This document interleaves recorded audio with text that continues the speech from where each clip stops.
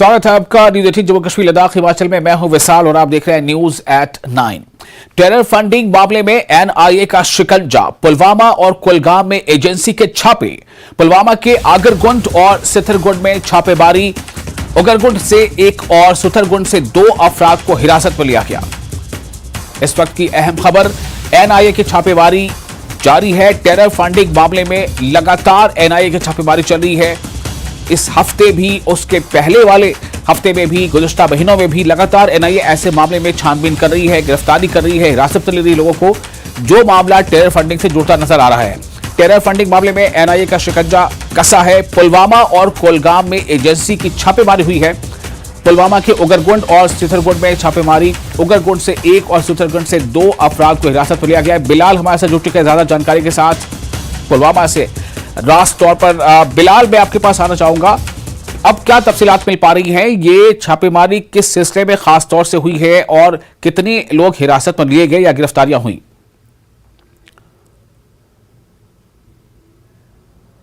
देखिए विशाल, यहाँ पर पुलवामा के 2 मुकामात पर जो ये छापामार कार्रवाई अमल में लाई गई थी, आज सुबह तो ये कंक्लूड हुई है और दोनों मुकामात पर 3 अशखास को जो है एनआईए ने पूछताछ के लिए हिरासत में फिलहाल लिया है और सेथरगुंड से 2 अफराद को और उगरगुंड से एक शख्स को फिलहाल हिरासत में लिया है पूछताछ के लिए। लेकिन यहाँ पर यही देखा गया है कि जो सेथरगुंड में जो छापामार कार्रवाई है, बेसिकली ओरिजिन वही है। वहां से एक अशखास पहला ही जो है पीएसए के तहत बंद है, तो उसी सिलसिले में, उसी तहकीकात के सिलसिले में जो टेरर फंडिंग है और ओजीडब्ल्यूज का जो नेटवर्क है, उसी को तश्त-ए-अज़बाम करने के लिए ये कार्रवाइयां अमल में लाई जा रही है। तो यहाँ पर देखा गया अभी 3 अफराद की जो यहाँ पर गिरफ्तारी अमल में लाई गई है और इनसे अभी यहाँ पुलवामा में ही पूछताछ चल रही है। लेकिन दोनों मुकामात जो है वहां पर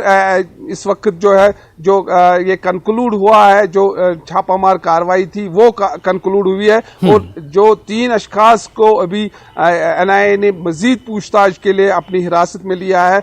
दोनों से अभी यहाँ पुलवामा में भी पूछताछ चल रही है। उसके बाद देखा जाएगा कि इनकी जो हिरासत है वो बढ़ाई जाएगी या यहीं पर इख्तिताम की या इनको छोड़ दिया जाएगा। लेकिन यही देखने को मिला है, जो सेथरगुंड में जो छापामार कार्रवाई अमल में लाई गई थी वो इसी शख्स पे के घर पे हुई थी जो पहले ही जो पीएसए के तहत बंद था, तो उसी के घर पे और उसी सिलसिले में उसकी कड़ी के साथ ही उगरगुंड का जो भी मामला है वो भी जुड़ा हुआ है। तो देखने को मिल रहा है यही कि जो टेरर फंडिंग मामलात है और जो ओजीडब्ल्यूज का नेटवर्क है, खासकर पुलवामा में सबसे ज्यादा देखने को मिल रहा है, तो उसी सिलसिले में वो कार्रवाइयां अंजाम दी जा रही है यहाँ पर। जी बिलाल, बहुत शुक्रिया आपका तमाम जानकारी के लिए।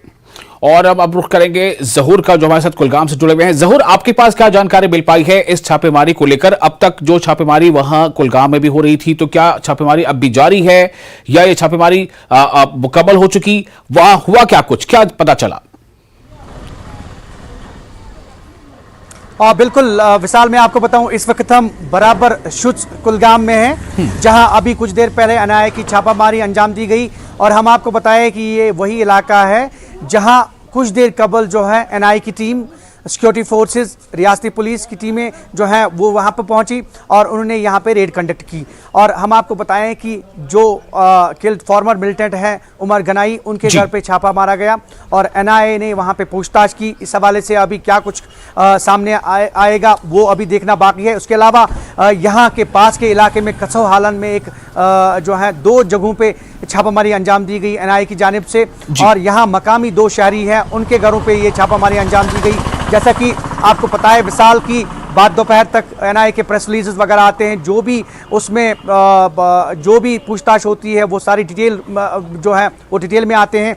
लेकिन फिलहाल अभी इस जगह पे जहाँ पे हम अभी मौजूद हैं, ये शुच इलाका है, शुच कुलगाम का इलाका, यहाँ पे अभी जो है ये छापामारी अंजाम दी गई और यहाँ पे जो फॉर्मर किल्ड मिलिटेंट हैं उमर गनाई, उनके घर पे छापा मारा गया और वहाँ पे पूछताछ की गई, उनके अहल खाना से पूछताछ की गई और क्या कुछ बरामद हुआ, क्या जब्ती उसमें अमल में लाई गई, ये अभी देखना बाकी है और बिल्कुल उसमें डिटेल आना बाकी है। लेकिन अगर हम पूरे इस इलाके को देखें, ज़िला कुलगाम की बात करें तो ज़िला कुलगाम में तकरीबन 2 मकामात पे ये छापामारी अंजाम दी गई, जिसमें शुच कुलगाम और कछव हालन करके 2 देहात हैं यहाँ पे, इनमें ये छापामारी अंजाम दी गई। और यहाँ की मैं बात करूँगा, यहाँ farmer killed militant Umar Ganai और उसके साथ साथ जो है कछव हालन में 2 मकामी शहरियों के घरों पे जो है वो छापामारी अंजाम दी गई और बिल्कुल इसमें अभी डिटेल आना बाकी है और बिल्कुल इसमें तो ज़हूर, ये उमर गनाई के बारे में आपने बताया फॉर्मर मिलिटेंट, क्या कुछ बता पाएंगे उमर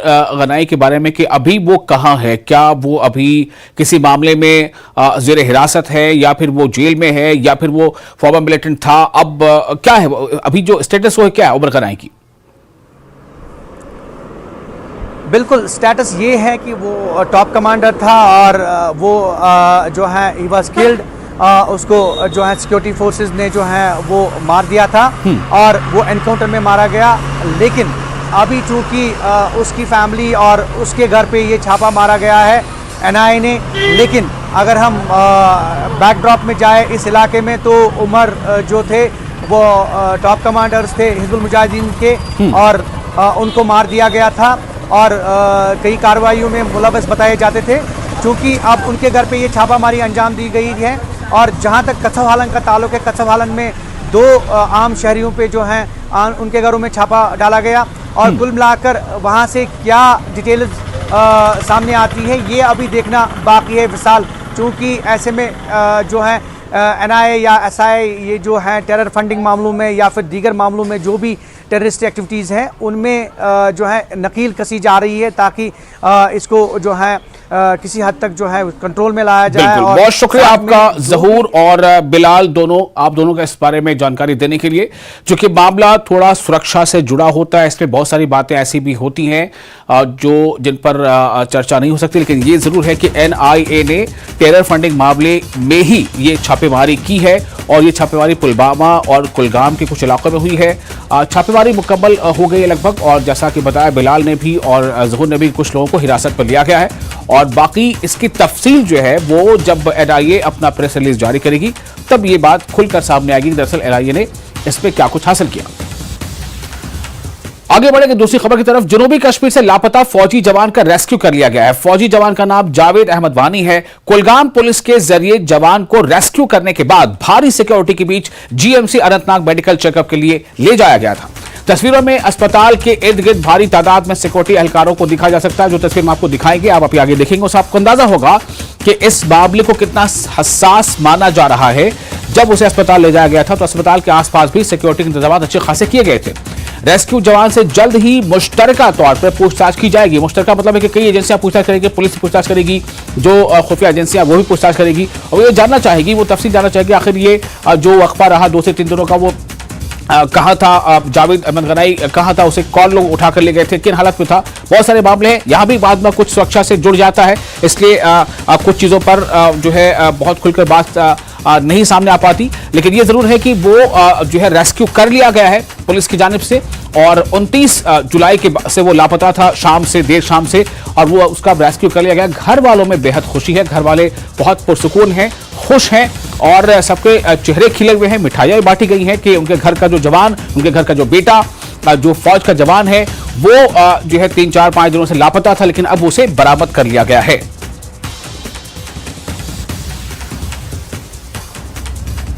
तकरीबन 8 के करीब जो हैं जावेद लापता हो जाते हैं यहाँ ही पास के गांव से।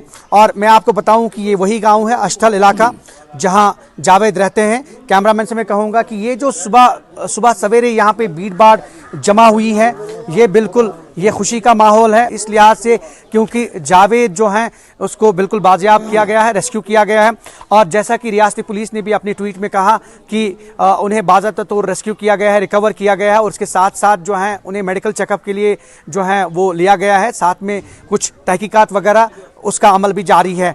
हालांकि हमने इनकी फैमिली से भी बात की सुबह सवेरे, उनने यही कहा कि जावेद बसेहत सलामत, चूँकि कभी कुछ 4-5 दिनों से वो जो थे लापता थे और इनकी फैमिली को जो मसाइल मुश्किलात का सामना करना पड़ा वो बिल्कुल वाजिया है। चूँकि हमारे साथ यहाँ के मकामी शहरी और इनके रिश्तेदार भी हैं, ये बताइए कि ये जो सुबह सवेरे कल शाम को आपको इतला मिली और सुबह सवेरे आप लोग सारे यहाँ पे जमा हो गए, खुशी का माहौल है, क्या कहना चाहेंगे? कब आपको ये इतला मिली और फिर उसके बाद क्या रिएक्शन रहा आपका? हाँ सर, मैं शुक्रगुजार हूँ कि मैं इसका ये पड़ोसी है, खासकर हमको समझो ये अपना बच्चा है। ये आज से पहले 6 दिन लापता हुई है और आज तक पूरी गांव सारी परेशान थी, मातम मना रही है। आज खबर मिली है, कल शाम 8 बजे 7 बजे मैसेज आ गया, उसका पता मिल गया वो हयात है, जिंदा है। तो हमने इस माँ की मुलाकात भी मिली है और हम भी गया उधर कैंप में, तो हमने देखा है तो माँ की मुलाकात मिली है, वो ठीक है। लिहाजा हम शुक्रगुजार हूँ डीसी साहब को, कुल सिक्योरिटी फोर्सों को और पुलिस वालों को, गांव वालों को, आपका साइड दिन वालों को भी मुबारकबाद है कि आपने बहुत कोशिश की कि आज। अच्छा, ये बताइए, आपने भी जावेद से मुलाकात की, तो कैसे हैं वो अभी और उनकी तबीयत कैसी है और क्या कह रहे हैं? हाँ, वो ठीक है, वो बहुत ठीक है, अच्छी तरह ठीक है। और हम अंदर जाने की कोशिश करेंगे। ये आप देख सकते हैं, ये पूरी फैमिली, और यहाँ पूरी फैमिली में काफ़ी खुशी का माहौल है। यहाँ यूजुअली इनको ये लग रहा था कि अब शायद उनसे मुलाकात नहीं होगी, ये जो उनका बेटा है शायद अब घर वापस नहीं आएगा। लेकिन जो ही कल शाम इनको ये खबर मिली कि उन्हें रिकवर किया गया है, पुलिस के ज़रिए इन्हें इत्तला मिली, ट्वीट किया पुलिस ने, तो यहाँ खुशी का माहौल जो है वो कायम हुआ। और फिलहाल एक छोटा सा ब्रेक लेते हैं, ब्रेक के बाद खबरों का सिलसिला जारी रहेगा।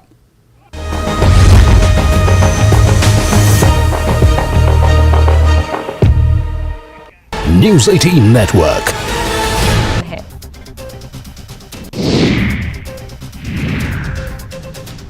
नितिन गडकरी के दौरे को लेकर जारी किए गए प्रेस रिलीज पर बीजेपी प्रदेश सह मीडिया प्रभारी ने कांग्रेस पर सवाल उठाए हैं। उन्होंने कहा कि प्रेस रिलीज में लोक निर्माण मंत्री विक्रमादित्य सिंह के बाद नेता प्रतिपक्ष का नाम लिखा गया है और उनकी मात्र उपस्थिति दर्शाई गई है, जो गलत है। कांग्रेस के राष्ट्रीय प्रवक्ता और ठियोग से विधायक कुलदीप राठौर ने दिल्ली में कांग्रेस से राष्ट्रीय अध्यक्ष मल्लिकार्जुन खड़गे और प्रदेश प्रभारी राजीव शुक्ला से मुलाकात की। इस दौरान उन्होंने मल्लिकार्जुन खड़गे को प्रदेश में प्राकृतिक आपदा और उससे हुए नुकसान की जानकारी दी। भाजपा के पूर्व प्रदेश अध्यक्ष एवं सांसद सुरेश कश्यप ने केंद्रीय मंत्री नितिन गडकरी से मुलाकात की और आपदा से हुए नुकसान की भरपाई के लिए एक मांग पत्र केंद्रीय मंत्री को सौंपा। मंडी जिला के डीआरडीए सभागार में उस समय माहौल तनावपूर्ण हो गया जब समीक्षा बैठक के दौरान मंत्री विक्रमादित्य के सामने बल विधानसभा के 2 नेताओं में जुबानी जंग छिड़ गई। शिमला में उद्योग मंत्री हर्षवर्धन चौहान ने कहा कि वो पेट सफा आयुर्वेदिक चूर्ण, पेट सफा तो हर रोग दफा।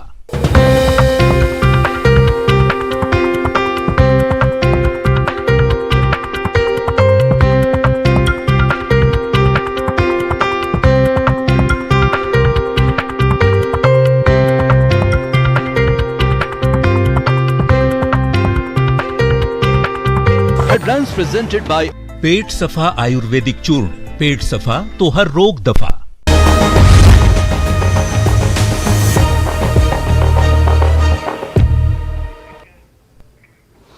ब्रेक के बाद एक बार फिर आपका स्वागत है न्यूज 18 जेके पर। आप देख रहे हैं न्यूज एट 9।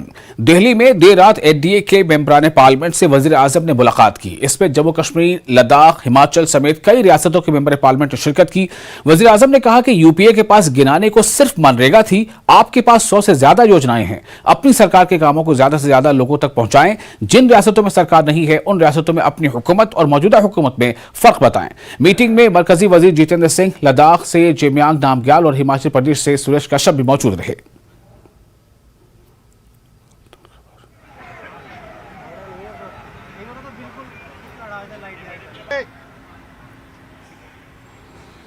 और जम्मू कश्मीर के एलजी मनोज सिन्हा ने नेटवर्क 18 ने मैनेजिंग एडिटर आनंद शर्मन से खास बातचीत की। इस खास बातचीत में दफा 370 समेत कई मुद्दों पर एलजी ने अपनी राय रखी। मनोज सिन्हा ने कहा कि तकरीबन 35 साल से श्रीनगर में मुहर्रम जुलूस पर पाबंदी थी, पर इस बार इसकी शुरुआत हुई, जो कि एक अच्छा कदम है। और साथ ही उन्होंने ये बताया कि यात्रा भी जो है अमरनाथ की यात्रा काफ़ी खुशहजूबी से जारी है, और इसको लेकर और भी कई तरह की बातें हैं उन्होंने इस बातचीत में शामिल रखा। बदलाव हुआ है, लोगों को चेंज हुआ है। कुछ चीज़ हमने ये भी देखा कि 35 साल बाद लाल चौक से ताज़िया निकला, अभी हाल फिलहाल आप भी उसमें शरीक हुए थे, तो इसको आप अचीवमेंट मानेंगे या फिर इसे अपीजमेंट कहेंगे?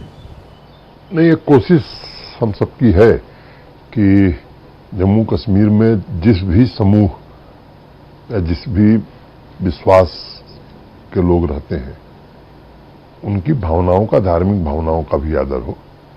34 साल से ज़्यादा हो गया था, एक बड़ी आबादी सिया भाइयों यहाँ है, और किन्हीं कारणों से 8वें दिन का जुलूस और 10वें दिन का जुलूस उनका प्रतिबंधित हो गया था 90 से।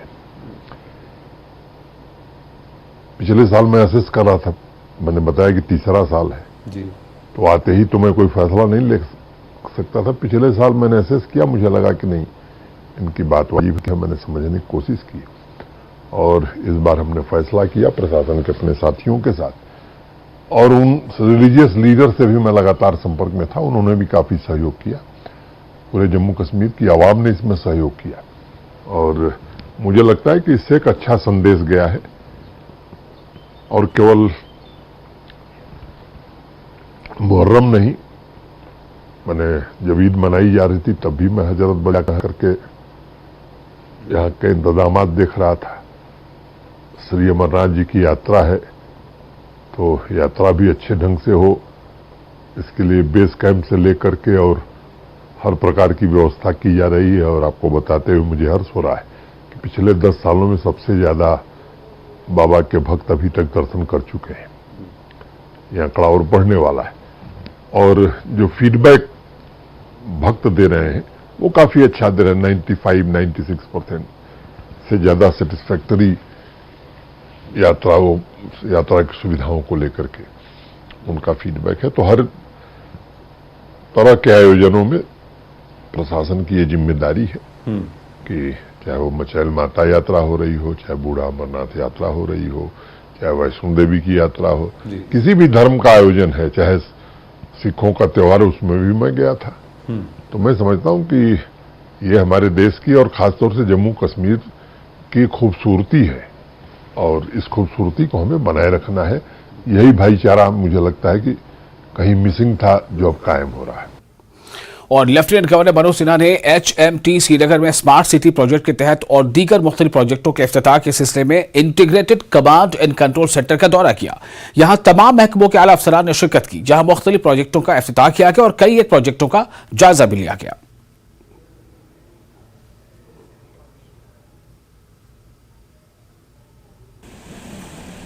कि ऐसी तस्वीरें जो देश के दूसरे शहरों में दिख रही हैं बारिश के बाद, वैसी तस्वीर कम दिखी है श्रीनगर। भारी बारिश के बावजूद पानी निकल जाए, ये कभी असंभव सा लगता था। जब मैं आया था तब भी असंभव सा लगता था। एक मेयर साहब ने सीवरेज सिस्टम की बात उठाई है, इसे भी दुरुस्त किया जाएगा, समय लगेगा। देश भर से लोग आ रहे हैं यहाँ, बड़े पत्रकार भी आ रहे हैं, अर्बन डेवलपमेंट के बड़े जानकार भी आ रहे हैं। मुझे एक सज्जन कहा कि साहब यहाँ कुछ सीखने लायक है। मैंने कहा अच्छा है। कुछ लोग घरों में बैठ करके ट्वीट करके अफवाह फैलाने का काम कर रहे हैं, सबका अपना अपना काम है। कुछ लोग काम कर रहे हैं, कुछ लोग अफवाह फैला रहे हैं। मुझे लगता है कि हमारे देश में ये लंबे समय से चलता रहा है। अब मैं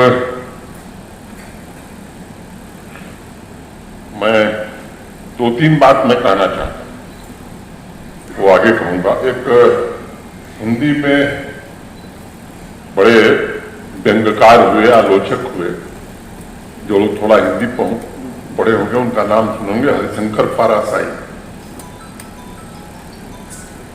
तो उन्होंने एक बात कही, उन्होंने कहा कि आलोचना और निंदा मैंने क्रिटिसिज्म और ब्लेम ये विटामिन और प्रोटीन की तरह, इससे खून साफ होता है, पाचन क्रिया मैंने डाइजेशन सिस्टम ठीक होता है, ताकत और स्फूर्ति आती है, मांसपेशियां मैंने मसल्स पुष्ट होती हैं। मैं भी यही सोचता हूं कि अगर काम की आलोचना न हो तो वास्तव में विटामिन और प्रोटीन मिलता नहीं इन आलोचनाओं से।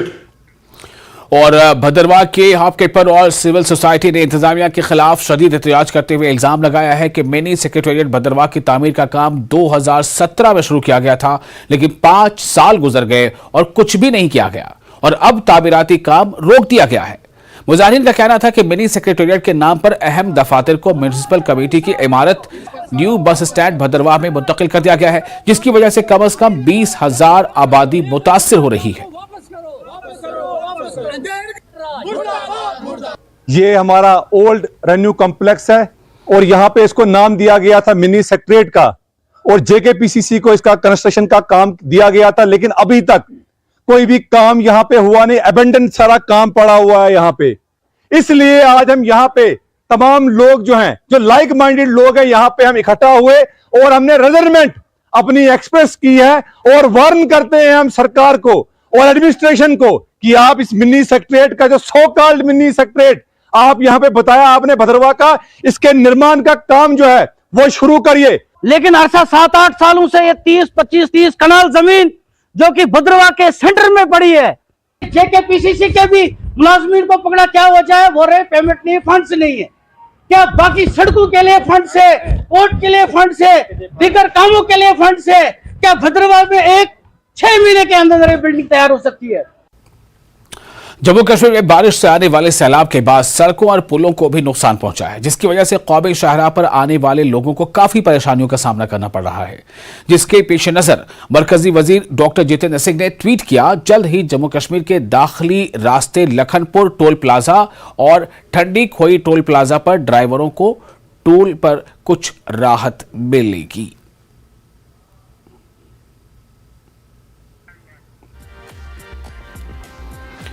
और गुज़िश्ता रात को हुई शदीद बारिशों और हवाओं से जिला बांडीपुरा के सिलुत सोनावारी में मुतअद्दिद मकानात और बागात को नुकसान पहुंचा है। मकामी लोगों ने बताया कि तेज हवाओं और बारिशों की वजह से मुतअद्दिद घरों के छत गिर गए और इसके अलावा सेब के बागात को भी नुकसान पहुंचा है। मकामी लोगों ने इंतजामिया से मुतालबा किया है कि इन्हें भरपूर मुआवजा दिया जाए।